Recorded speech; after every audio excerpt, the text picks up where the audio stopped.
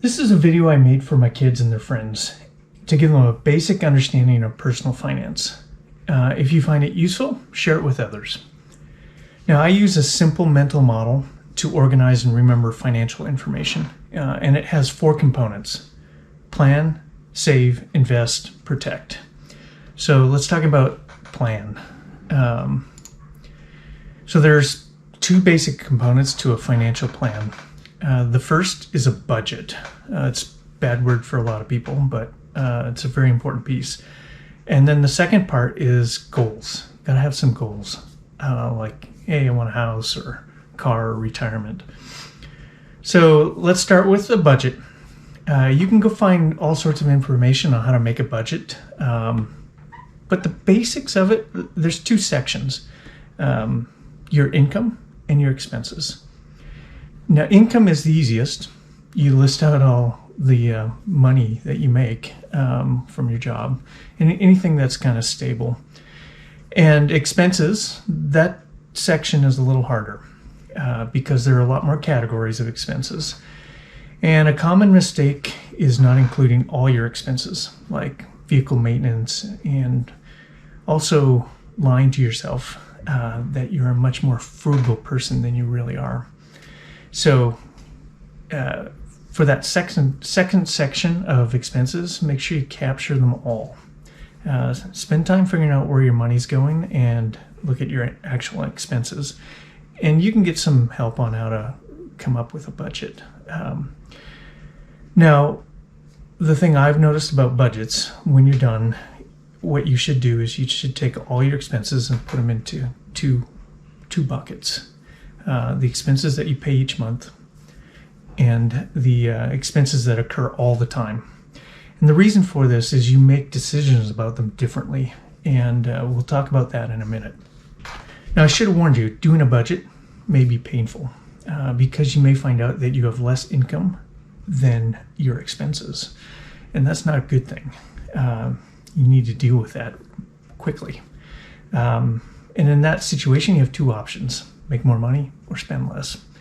And I would suggest you figure out how to do both, but focus on your expenses first. When you're all done with your budget, you should have extra money, and that's called savings, and that's what goes into investing.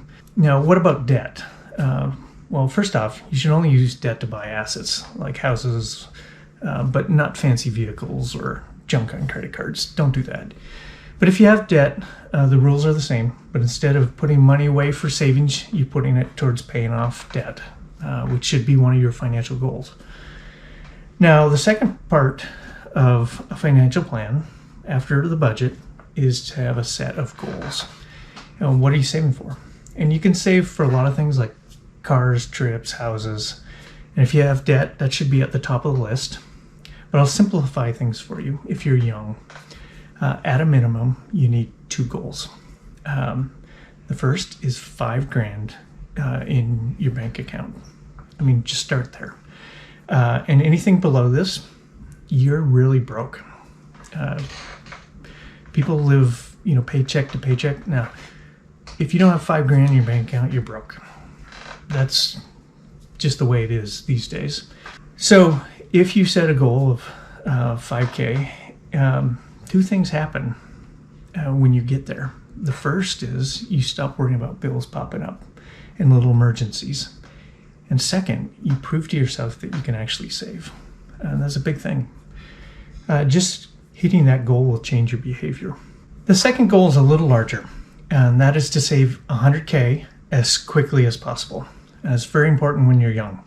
There's a saying, it takes money to make money, and the magic number for that to be true for the average person is about $100K.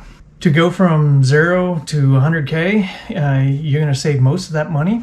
But to go from $100K to $1 million, you're going to make most of that from investments. So the key is to save that $100K as fast as possible. Now, when you're starting to get to $100K, your whole mindset is going to start to shift a little bit. And you're going to find it's worthwhile to learn a little bit more about investing. And you'll invest a little bit more time on learning. So those are the most basic elements that make up a plan. So the next step in my mental model is saving, and that is where you actually try to live according to your plan. And this section focuses on the expense portion of the budget that you put together, and focuses on how to make the right decisions to live by that budget. So there are 3 basic things you need to know before we can really talk about saving. The first thing you need to understand is the difference between a need and a want. So a need is electricity or food like ramen to keep you alive and functioning. A want is fancy clothes, ice cream, and a new car. So that's difference between a need and a want. The second thing is you have to be able to say no. You have to say no to yourself and other people. And people have a hard time saying no, and they have a really hard time saying no twice. Salespeople know this. Sometimes they'll ask you to buy something they know you'll say no to first, and just to offer you that before they offer what they really want to sell you, because you'll have a much harder time saying no the second time. So the other group that uses that tactic is the Girl Scouts. They sell their cookies, at a grocery store. They get you coming in, they get you coming out. And it's really hard to say no to Girl Scouts twice. And they know that. So you need to practice saying no to people when it comes to buying things.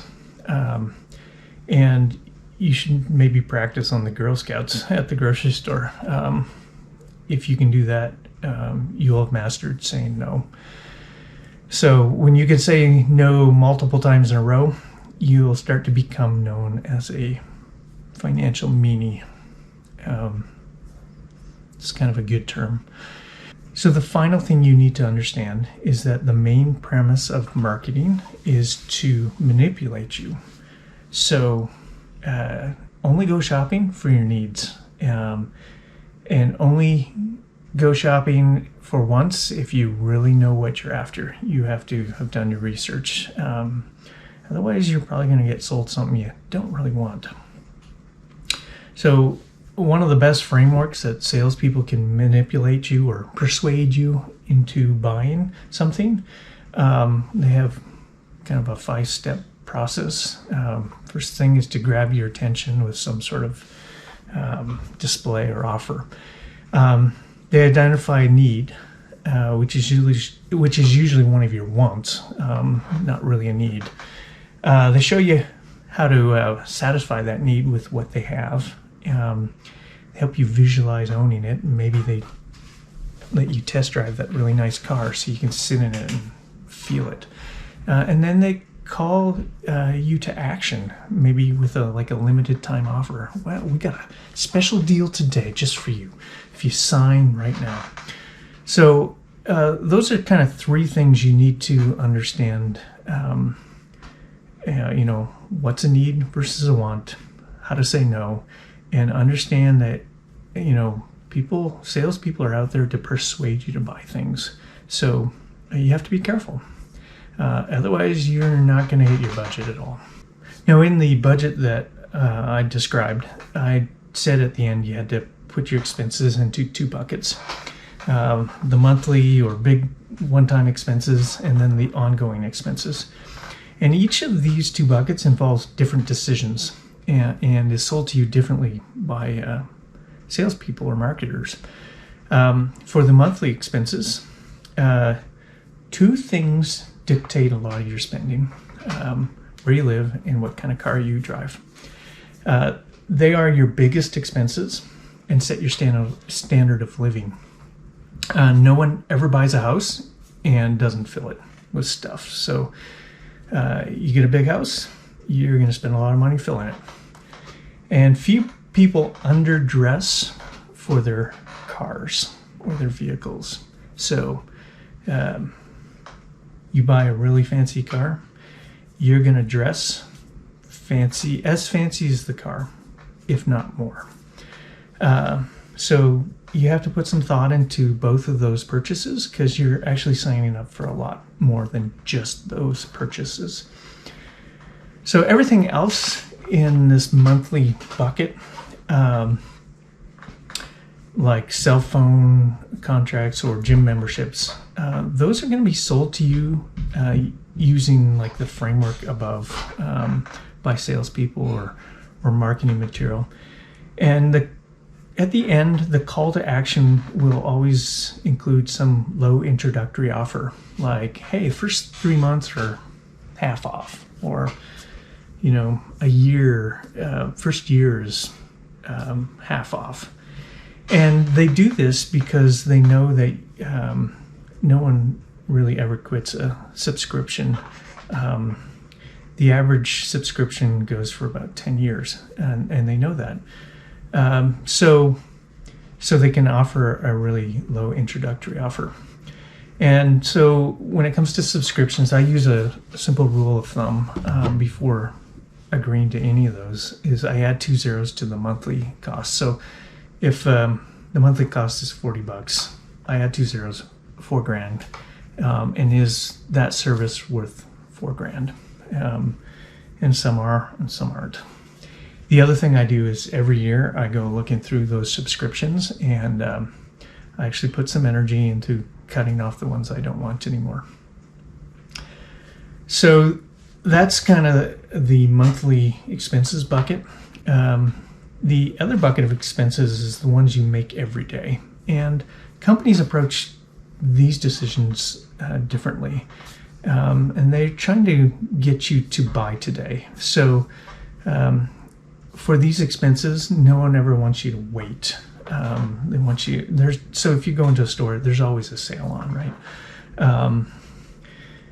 You miss the sale that's going on, there'll be another one next week, because they're always trying to get you to buy now. And this is where you have to understand the difference about a need and a want. And you'll have to say no every day, both to yourself and to other people. And you say, well, I'm going to pass that up because it doesn't fit my budget right now. And you may have to do things like skip eating out with friends, and you may have to not go window shopping, not tempt yourself. So the third item in my mental model is investing. And before you get here, you need to have a plan and actually be saving money. Otherwise, you have nothing to invest. You'll never get to this step. And if you have nothing to invest, then you'll never own an asset. And you're going to be poor your whole life.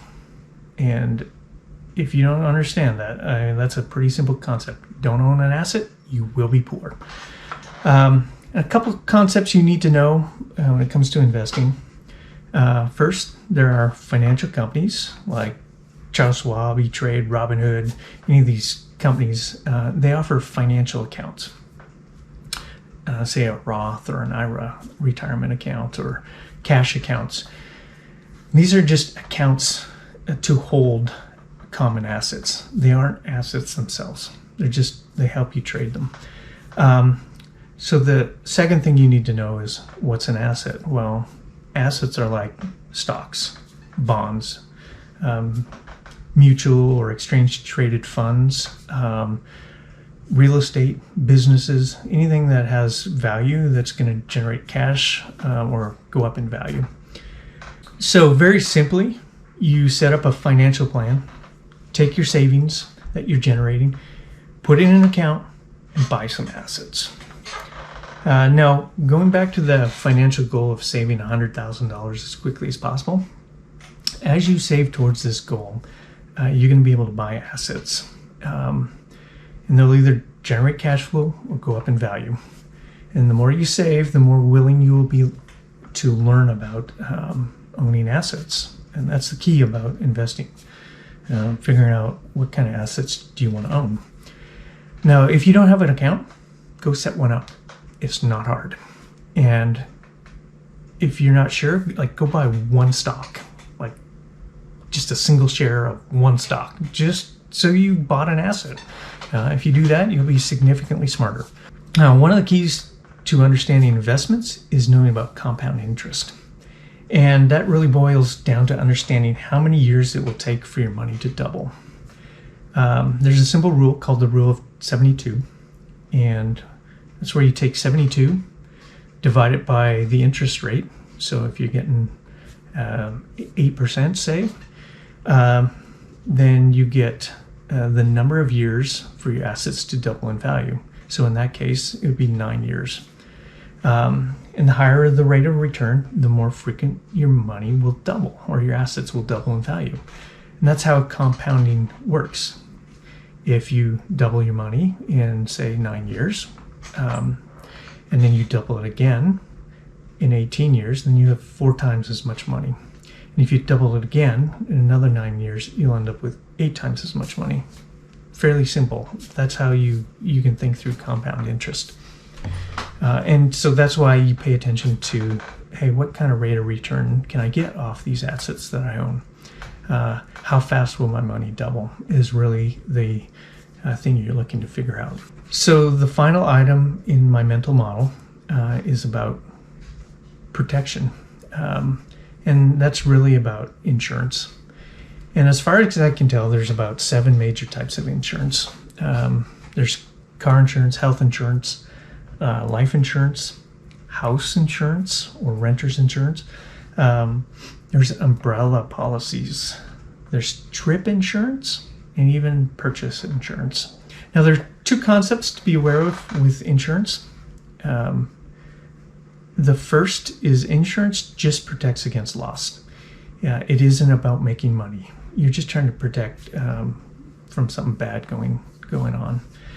And the second is the ability to self-insure, which if you have a nest egg of like, say, $5,000 in your banking account, it becomes a little easier to self-insure. And there are a number of ways to do that. So I'm going to walk through those 7 types and give you a quick guide to those types of insurance. So for car insurance, what you can do is you can increase your deductible. That's a little bit of self-insurance that will let you drop your rate. If you have a hoopty car, nice beater, you can just drop collision and lower that rate you're paying. For health insurance, you want to self-insure, then go make sure you exercise and eat well, and so you're healthy, and then consider a high deductible plan. And take on some of that risk yourself. Life insurance, the rule here is only buy term life. Don't buy anything else. And only for what you need. Don't try to leave, kids tons of extra money. Don't do that. And when you get older, don't need it, drop it entirely. Stop paying for it. House insurance, again, you can increase the deductible, and that's a bit of self-insurance. For umbrella insurance, if you've accumulated some assets, make sure you have an umbrella policy, because this is protection against lawyers. If you have some assets, people can sue you and try to take those. There's a certain class of people who do that. Trip insurance, I don't buy it. Because, no one ever reads what it covers. I have, and it seldom pays out. I'll generally get rental car insurance, and I'll insure my mountain bikes when I'm riding them if I've rented them, because I can cause some damage. Purchase insurance, that's the last one. Never buy this. It's a complete waste of money. So, when you go in, you get a new fridge or something, they're like, oh, would you like an extended warranty, which is a form of insurance. Never pay for that extra warranty. It never pays out. It's such a high margin sale for companies. It's crazy high margin. And so instead, just buy good stuff to begin with, and don't ever buy purchase insurance or extended warranties. If you want more information, you can go research any of these areas and learn a little bit more. So if you like the video, click like, and if you think it would be helpful for other folks, give it a share.